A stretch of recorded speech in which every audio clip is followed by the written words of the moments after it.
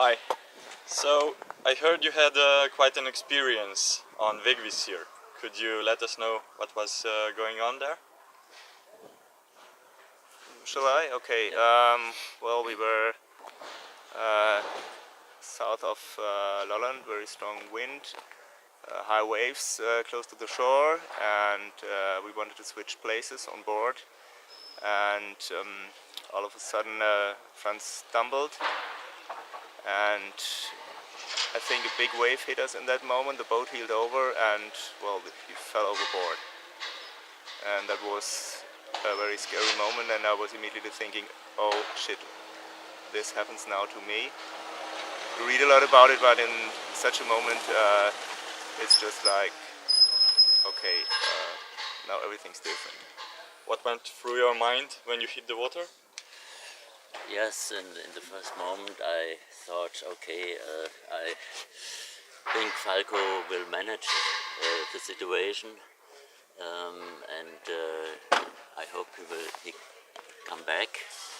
And he turned around and found me a first time, and I can hold me at the boat, but not for a long time. It was too fast and I couldn't hold it, and so I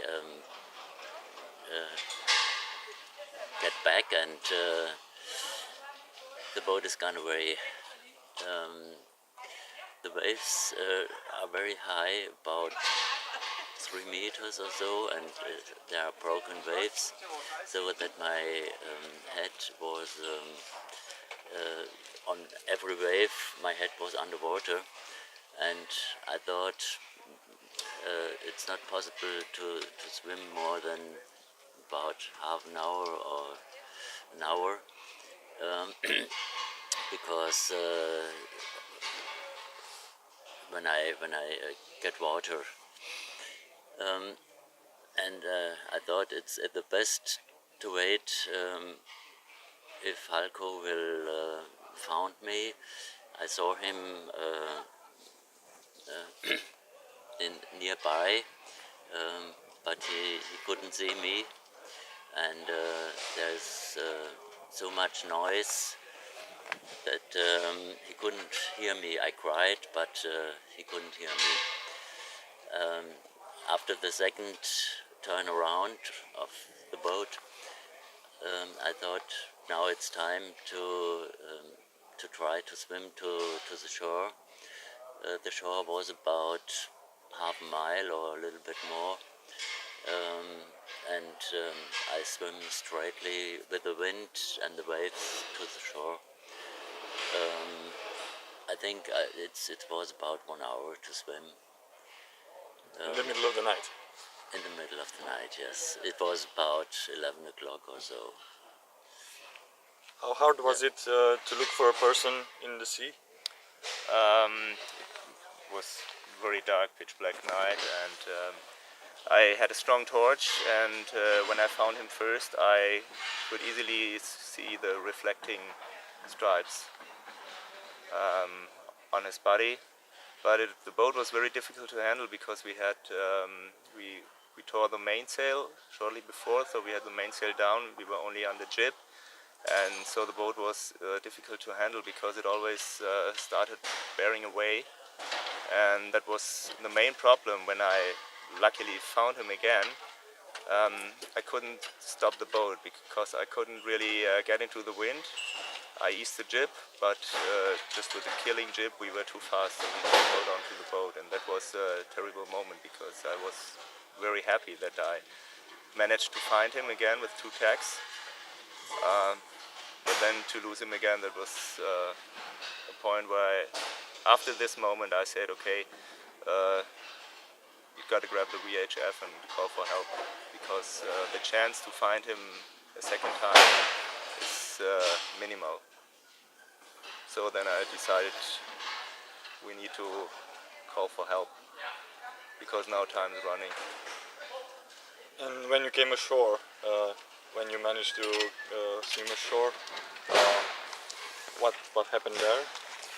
Yes, it was difficult to go on the shore because directly at the shore there was a very high current which put me along, and I went on hand and feet to the shore. Then I, when I was on shore, I looked for light and saw in the near about 200 meters or so a house with light on. I went quickly to the house and knocked at the door.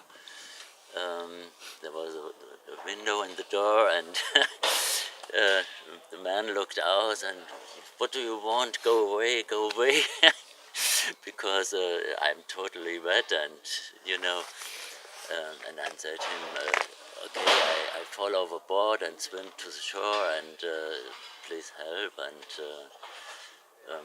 yes, and I said, "Yes, please call police to help." And then he believed me and opened the door, yes, and yes.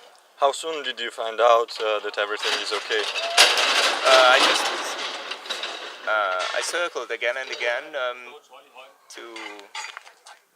I still try to look for him. Again and again, I managed to control the boat then, and talk to Lyngby radio continuously to tell them about the position, that the shore was nearby, that the race has a tracker system, so they could on the tracker website they could use this to look for the exact position where the run overboard happened.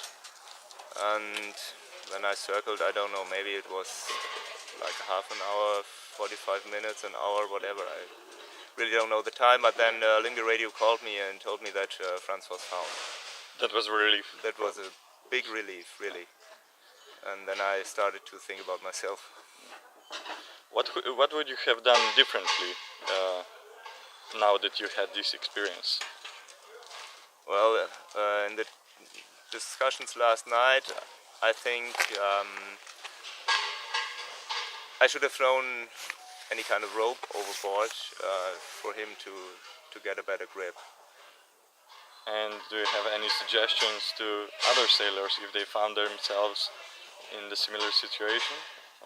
Well, the most important thing is just keep cool, because I realized for myself in the first 2 to 3 minutes I was working like crazy, so I had to steer all the time. So I had one hand at the tiller extension, I had to control the jib. I needed the handheld VHF and the torch to look out for him, and I started dropping things in the boat because I had to grab anywhere.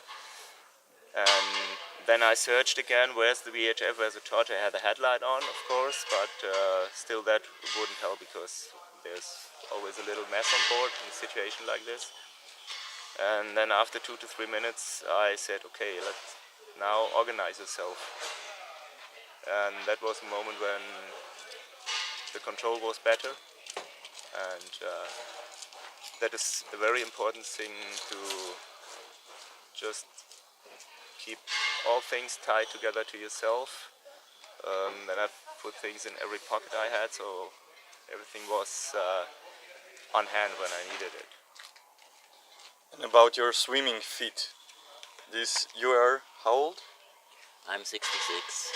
And how does it look like to swim in such a sea state? How hard is it? Yes,